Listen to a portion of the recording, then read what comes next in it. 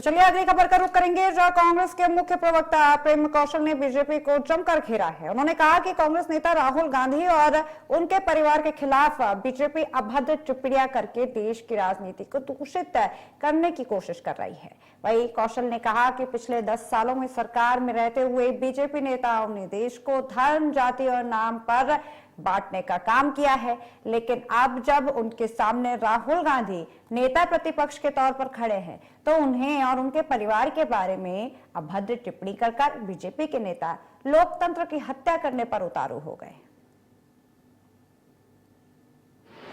देखिए, भारतीय जनता पार्टी की जो पिछले 10 साल की सरकार थी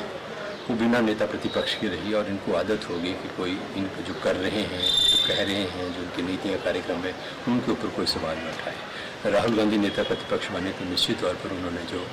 ज़मीनी मुद्दे थे, लोगों से जुड़े मुद्दे थे, चाहे वो महिलाओं की है, दलितों का है, युवाओं का रोज़गार का मुद्दा है और देश से संबंधित तमाम जो मुद्दे थे उनको जोर शोर से उन्होंने संसद के अंदर भी उठाया और देश में जगह जगह घूम के भी उन मुद्दों को उठा रहे हैं। विदेशों में जाके भी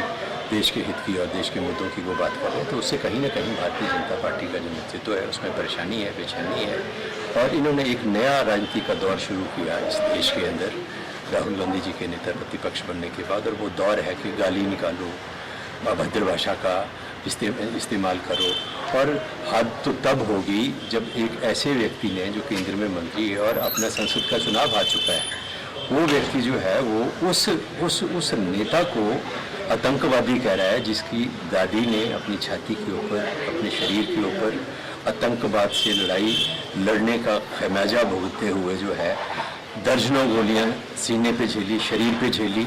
और जिसके पिता देश की एकता, अखंडता और देश की आन बान शान के लिए उनका जो शरीर था जिसको बम से उड़ाया गया और टोकरे में डाल के जो है वो घर लाया गया, जिस व्यक्ति के पिता ने शहादत दी हो, जिसकी दादी ने जो है शहादत दी हो, जिसके